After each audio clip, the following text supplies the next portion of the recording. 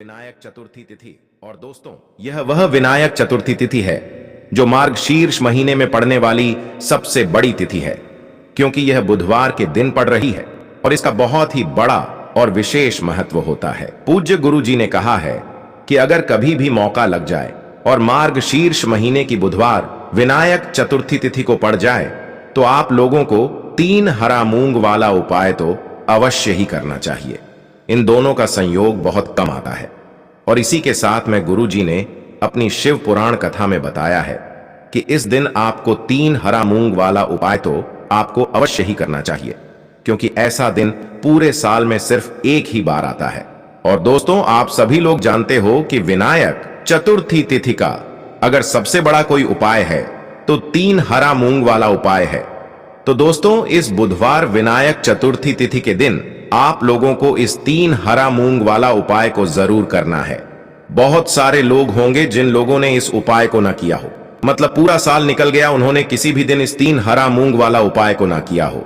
पर दोस्तों, आपके पास एक आखिरी मौका बचा हुआ है जो कि 4 दिसंबर बुधवार के दिन है। तो इस दिन आप लोगों को इस वाले उपाय को जरूर कर लेना है।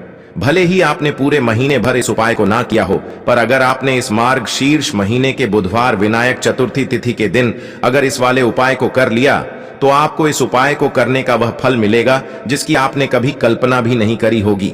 इसीलिए आप लोग इस वाले उपाय को एक बार जरूर कर लेना है, ताकि आप लोगों के हाथ से यह मौका ना जा सके और आपको इस उपाय को करने का फल मिल सके। दोस्तों, यह उपाय पंडित जी ने अपनी अभी की ही श्री शिव महापुराण की कथा में बताया है, जिस उपाय को आज हम आपको बहुत अच्छे से समझाने वाले हैं। इस वीडियो को देखने के बाद इस उपाय को समझने के लिए आपको कोई और वीडियो को देखने की जरूरत नहीं पड़ेगी। तो चलिए दोस्तों, उपाय को शुरू करते हैं। देखिए, यह इस मार्गशीर्ष महीने के बुधवार विनायक चतुर्थी तिथि के दिन यह इतना खास होता है, इतना महत्वपूर्ण होता है। देखा गया है कभी कभी बड़े बड़े पूजा पाठ अनुष्ठान से जो मनोकामना पूर्ण नहीं होते, वह मार्गशीर्ष महीने के बुधवार विनायक चतुर्थी तिथि के दिन एक छोटे से उपाय करने से ही आपकी मनोकामना पूर्ण हो जाती है। और बहुत सारे लोगों ने इस उपाय को किया भी है और उनको इस उपाय को करने का फल भी जरूर मिला है। अगर आप लोग भी इस उपाय को करना चाहते हैं तो आप इस उपाय को पहले अच्छे से समझ लेना, सुन लेना, उसके बाद करना। आपको इस उपाय का फल जरूर मिलेगा और इस उपाय को कर लेने से आपके घर में चाहे किसी भी प्रकार की दुख और समस्या क्यों ना चल रही हो, आपको उसका कारण भी नहीं पता है कि भाई यह समस्या किस कारण से चल रही है, उसका कुछ भी कारण हो सकता है, जैसे पितृदोष हो सकता है या किसी भी तरह का मंगल दोष भी हो सकता है। तो इस दिन आप लोगों को यह वाला उपाय कर लेना है। यह एक ऐसा उपाय है जिस उपाय को अगर किसी विशेष दिन पर किया जाए तो भाई उस विशेष दिन का जो है वह तो हमें मिलता ही मिलता है, पर हमने उस दिन पर इस उपाय को किया है तो हमें उससे भी बड़ा फल मिलता है और फल बहुत जल्दी मिलता है, क्योंकि आप इस उपाय को बहुत ही बड़े और विशेष दिन पर कर रहे हो। तो चलिए अब उपाय के बारे में बात करते हैं, लेकिन उससे पहले आप लोगों को यह जानना आवश्यक है कि आखिर यह उपाय किस समय करना है, किसको करना है और कैसे करना है। तो चलिए हम आगे आपको वीडियो में एक एक करके बता देते हैं। लेकिन उससे पहले अगर आप लोग हमारे चैनल पर पहली बार आए हैं या फिर मेरी आवाज आज पहली बार सुन रहे हैं तो हमारे चैनल को सब्सक्राइब जरूर कर लेना और इस वीडियो को लाइक करके कमेंट बॉक्स में श्री शिवाय नमस्तुभ्यम ओम नमः शिवाय जरूर टाइप कर देना।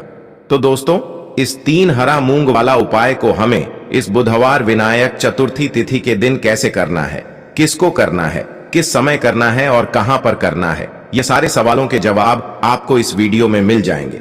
और जो यह वीडियो देखेगा भाई, उसको 3 हरा मूंग वाला उपाय जरूर करना चाहिए, क्योंकि इस दिन एक हरा मूंग का भी बहुत ही बड़ा और विशेष महत्व होता है। और जब बात आ जाए 3 हरा मूंग वाला उपाय की, तो यह सोने पर सुहागा वाली बात हो जाती है और यह एक बहुत ही बड़ा उपाय हो जाता है इस बुधवार विनायक चतुर्थी तिथि का। तो अब दोस्तों, इस 3 हरा मूंग वाला उपाय को आखिर करना किसको है, सबसे पहले हम लोग वह बात जान लेते हैं। तो देखो, घर की जो बड़ी माताएं बहनें होती हैं, उन माताओं बहनों में से कोई भी एक बड़ी माता बहन इस वाले उपाय को कर सकती है। और दोस्तों, अगर आप चाहे तो अपने घर में से सभी सदस्यों को भी इस उपाय को करवा सकते हैं। अगर किसी व्यक्ति की खुद की कोई मनोकामना है, खुद की कोई दुख और परेशानी है जो कि वह अपने लिए ही करना चाहता है, इस वाले उपाय को तो वह खुद अपने लिए भी कर सकता है। बाकी अगर कोई घर में से ऐसा है जो कि अपने पूरे घर परिवार की सुख और शांति के लिए यह वाला उपाय करना चाहता है तो भाई वह भी कर सकता है, उसमें भी कोई दिक्कत वाली बात नहीं है।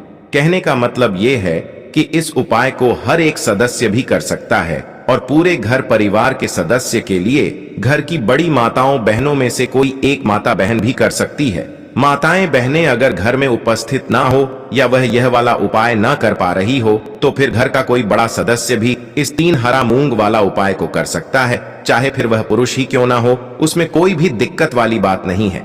अब दोस्तों, जो अगला प्रश्न निकल कर आता है वह यह आता है इस उपाय को लेकर कि आखिर इस उपाय को हमें किस समय करना है, सुबह के समय करना है कि शाम के समय करना है।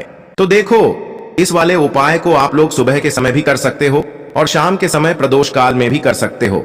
अब अगर आप पूछो कि भाई सबसे उत्तम समय कौन सा रहेगा इस 3 हरा मूंग वाला उपाय को करने का, तो हम आपसे बस यही कहेंगे कि इस उपाय को आप सुबह के समय करेंगे तो ज्यादा बेहतर होगा।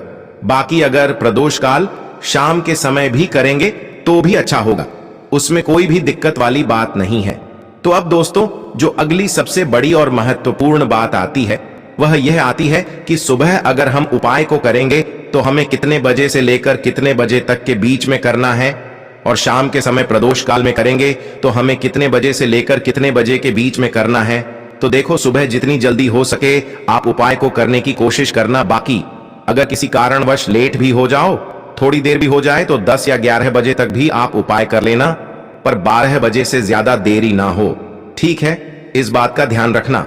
उसके बाद में दोस्तों, अगर शाम के समय प्रदोष काल की बात करें, प्रदोष काल का जो समय है होता है वो शाम के 6 बजे से शुरू हो जाता है। मतलब शाम के 6 बजे से लेकर 7 बजे के बीच का जो समय होता है ये समय प्रदोष काल का समय होता है। तो आप इस उपाय को 7 या 8 बजे के बीच में भी कर सकते हो। मतलब शाम के 6 बजे से रात 8 बजे के बीच में आप कभी भी इस वाले उपाय को कर सकते हो, उसमें कोई भी दिक्कत वाली बात नहीं है। चलिए दोस्तों, जान लेते हैं गुरुजी द्वारा बताए गए पहले खास और विशेष उपाय के बारे में, जो आपकी किसी भी प्रकार की मनोकामना को परिपूर्ण करने के लिए बहुत ही अचूक सिद्ध होने वाला है। देखिए, इस उपाय के लिए आपको एक लोटा शुद्ध जल लेना होगा। तांबे के पात्र के अंदर यह जो जल है विशेषकर आपको अपने घर से ही लेना है। फिर इसी के साथ में आपको लेना होगा मात्र एक चावल यानी कि अक्षत का दाना। चावल का दाना कहीं से भी टूटा हुआ खंडित नहीं होना चाहिए। और इसी के साथ में आपको लेना होगा मात्र एक प्यारी सी बेलपत्र। यदि आपको नहीं मिल पाए तो आप शिवलिंग पर चढ़ी हुई बेलपत्र को पुनः शुद्ध जल से धो करके उपयोग कर सकते हैं। और इसी के साथ में आपको मात्र 3 हरे मूंग के दाने लेना है। हरे मूंग आपको साबुत लेने हैं, खंडित नहीं होने चाहिए। अब यह सभी सामग्री लेकर के सीधे आपको पहुंच जाना होगा। भगवान शिव के मंदिर में पूज्य गुरुजी ने बताया है कि यह उपाय आप सुबह से लेकर के शाम तक किसी भी समय कर सकते हैं। देखिए, सबसे पहले तो आपके पास जो 3 हरे मूंग के दाने हैं उनमें से जो पहला हरा मूंग है शिवलिंग के सामने जो नंदी महाविराजमान रहते हैं और उनका जो पैर उठा हुआ होता है, वहां पर आपको यह पहला हरा मूंग समर्पित कर देना है और आपको श्री शिवाय नमस्तुभयम या फिर ओम नमः शिवाय इस मंत्र का जाप कर लेना है। अब दोस्तों, दूसरा जो हरा मूंग है इसे आपको शिवलिंग पर जहां गणेश जी का स्थान होता है वहां पर यह दूसरा आराम मूंग आपको समर्पित कर देना है। देखिए, शिवलिंग पर दाहिने तरफ यानी कि सीधे तरफ गणेश जी का स्थान होता है, तो वहीं पर आपको दूसरा हरा मूंग समर्पित करना है और आपको श्री गणेशाय नमः या फिर ओम गण गणपते नमः इस मंत्र का जाप कर लेना है। अब दोस्तों, तीसरा जो हरा मूंग है उसे आपको उस जल के पात्र के अंदर डाल लेना है। अब देखिए दोस्तों, आपके पास जो एक चावल का दाना है उसे आपको भगवान शिव के शिवलिंग पर अर्पित कर देना है। आपके जीवन में जो भी समस्या चल रही है उन्हें दूर करने के लिए प्रार्थना करते हुए। अब दोस्तों, आप जो एक बेलपत्र लेकर के आए हैं उसे आपको अपने सीधे हाथ की हथेली पर रखना है और आपकी जो भी विशेष मनोकामनाएं जिसके लिए आप यह उपाय कर रहे हैं उस मनोकामना का आपको स्मरण करना है। चाहे आपकी धन से जुड़ी कोई मनोकामना हो या फिर आपकी व्यापार से जुड़ी कोई भी मनोकामना है या फिर आपकी नौकरी से जुड़ी कोई भी मनोकामना है या फिर आपके मकान या फिर विवाह से जुड़ी किसी भी प्रकार की मनोकामना है, किसी भी प्रकार की मनोकामना है तो उसे आपको महादेव से परिपूर्ण करने के लिए प्रार्थना करनी है, और यह एक बेलपत्र भी आपको भगवान शिव के शिवलिंग पर अर्पित कर देनी है। देखिए, बेलपत्र की चिकनी साइड शिवलिंग से स्पर्श होगी, इसकी डंडी जलाधारी की ओर रहेगी। इस प्रकार से आपको बेलपत्र समर्पित करनी है। अब दोस्तों, आपके पास जो एक लोटा शुद्ध जल है जिसमें आपने एक हरा मूंग का दाना डाला हुआ है, उसे आपको धीरे धीरे भगवान शिव के शिवलिंग पर अर्पित करते जाना है। श्री शिवाय नमस्तुभयम इस मंत्र का जाप करते हुए देखिए, जैसे ही यह जल शिवलिंग से होकर के जलाधारी की ओर बह करके आएगा तो इससे आपको थोड़ा सा अपने सीधे हाथ की हथेली पर जेल लेना है और इस जल का छिड़काव आपको अपने स्वयं के ऊपर कर लेना है, और फिर आपको महादेव से प्रार्थना करते हुए वापस अपने घर आ जाना है। दोस्तों, गुरु जी ने कहा है कि यदि इस उपाय को हम इस बुधवार विनायक चतुर्थी तिथि के दिन कर लेते हैं तो महादेव की कृपा से हमारी जो भी मनोकामना है वह निश्चित रूप से परिपूर्ण होती है। अब दोस्तों, इसके बाद हम बात करेंगे दूसरे चमत्कारी उपाय के बारे में। देखिए, यदि आपके घर में रिद्धि सिद्धि की कमी है, रिद्धि सिद्धि को पाने के लिए और संपदा को बढ़ाने के लिए, जीवन की बीमारियों को दूर करने के लिए, साथ ही साथ जीवन के कष्टों को समाप्त करने के लिए, तो आपको इससे दूसरे उपाय को अवश्य करना चाहिए। देखिए, सबसे पहले तो आपको एक दीपक लेना होगा, मिट्टी का। दीपक के अंदर आप गोल बाती का प्रयोग करेंगे और इसके अंदर आप शुद्ध घी का प्रयोग करेंगे। अब इसी के साथ में आपको लेने होंगे 9 शमी के पत्ते, यानी कि 9 शमी के पत्ते आपको लेना है। लेकिन यह उपाय विशेषकर विनायक चतुर्थी तिथि पर ही किया जाता है, इसीलिए आपको इस उपाय के लिए 9 शमी के पत्ते लेने हैं, और इसी के साथ में आपको मात्र 1 लोटा शुद्ध जल लेना है। तांबे के पात्र के अंदर अपने घर से अब इन सभी सामग्रियों को सीधे लेकर के आपको पहुंच जाना है भगवान शिव के मंदिर में। देखिए, इस वाले उपाय को भी आप सुबह से लेकर के शाम तक किसी भी समय कर सकते हैं। देखिए, सबसे पहले तो आपके पास जो 1 लोटा शुद्ध जल है, इसे आपको भगवान शिव के शिवलिंग पर अर्पित कर देना है। धीरे धीरे श्री शिवाय नमस्तुभयम इस मंत्र का जाप करते हुए, और आपको जल समर्पित करते समय मयूर ध्वज का मन में स्मरण करना है। देखिए दोस्तों, अब आपके पास हैं 9 शम के पत्ते, तो उनमें से 5 शम के पत्ते आपको भगवान शिव के शिवलिंग पर अर्पित करने होंगे। आपकी जो भी कामना है उससे आपको महादेव से बोलना है, और यह जो 5 शमी के पत्ते हैं, इन्हें आपको भगवान शिव के शिवलिंग पर अर्पित कर देने हैं। अब दोस्तों, आपके पास अभी भी 4 शम पत्र और बचे हुए हैं, तो 4 शम पत्र में से 3 शम पत्र आपको भगवान शिव के शिवलिंग के सीधे तरफ, जहां गणेश जी का स्थान होता है, वहां पर आपको 3 क्षम पत्र समर्पित कर देना है। अब दोस्तों, आपको अपनी जो भी कामना है उसे भगवान गणेश से और भगवान शिव से बोल देना है। और जब भी आप मंदिर से बाहर निकलेंगे तो मंदिर की चौखट के बाएं तरफ आप जो एक दीपक लेकर के आए थे, उस दीपक को आपको मंदिर के बाएं तरफ प्रज्वलित करना है। दीपक को प्रज्वलित करने के बाद आपके पास जो अंतिम शम पत्र बचा हुआ था, मंदिर की जो चौखट है जहां आपने दीपक प्रज्वलित किया है, उसी के पास में वह अंतिम क्मी पत्र भी आपको रख देना है। गुरुजी ने कहा, इस उपाय को करके देख लेना, आपकी जो भी मनोकामना होगी निश्चित रूप से महादेव की कृपा से परिपूर्ण अवश्य होगी। अब दोस्तों, हम जान लेते हैं तीसरे सबसे चमत्कारी और विषय विशेष उपाय के बारे में। देखिए, इस उपाय के माध्यम से आपके शरीर के जो भी रोग हैं, बीमारियां हैं, वह सभी समाप्त होने वाली हैं। देखिए, इस उपाय के लिए आपको मात्र 1 लोटा शुद्ध जल लेना है तांबे के पात्र के अंदर अपने घर से, और इसी के साथ में आपको 7 दुर्वा घास सेवन दुर्वा घास लेनी है। देखिए, दुर्वा घास आपके घर के आसपास जो कच्ची जमीन होती है, जो पार्क होता है, उसमें आसानी से मिल जाती है। तो आपको 7 हरी दुर्वा घास लेनी है। अब यह 7 हरी दुर्वा घास और 1 लोटा जल लेकर के सीधे आपको पहुंच जाना है भगवान शिव के मंदिर में। देखिए, सबसे पहले तो इन 7 दुर्वा घास को आप एक बंडल के रूप में तैयार कर लेंगे। अब इससे दुर्वा घास के बंडल को सबसे पहले तो आपको भगवान शिव के शिवलिंग पर अर्पित करना है। दुर्वा घास की जो डंडी है वह जलाधारी की ओर रखनी है, और आपको हाटकेश्वर महादेव का मन में स्मरण करना है। इसके बाद आपके पास जो एक जल का पात्र है, उसे आपको धीरे धीरे शिवलिंग पर समर्पित करते जाना है, और लगातार आपको श्री शिवाय नमस्तु भयम इस मंत्र का जाप करते रहना है।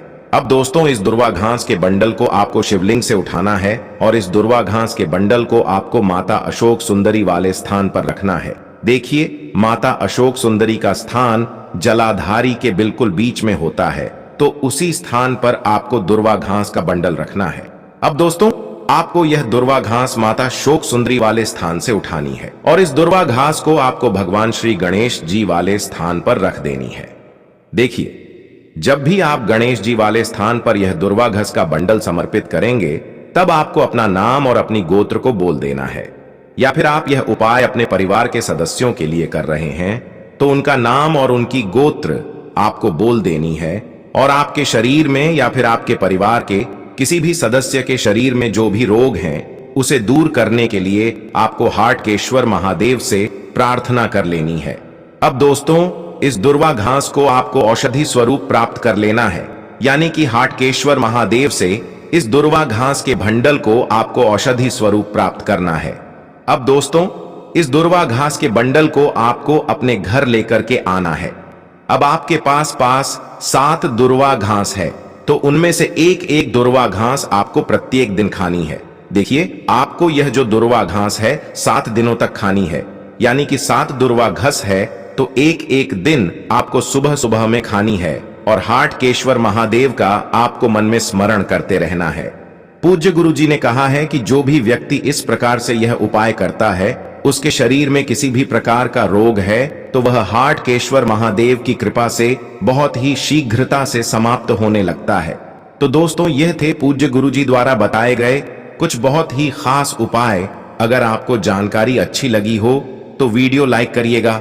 मिलते हैं फिर एक नए वीडियो के साथ। श्री शिवाय नमस्तु भयम।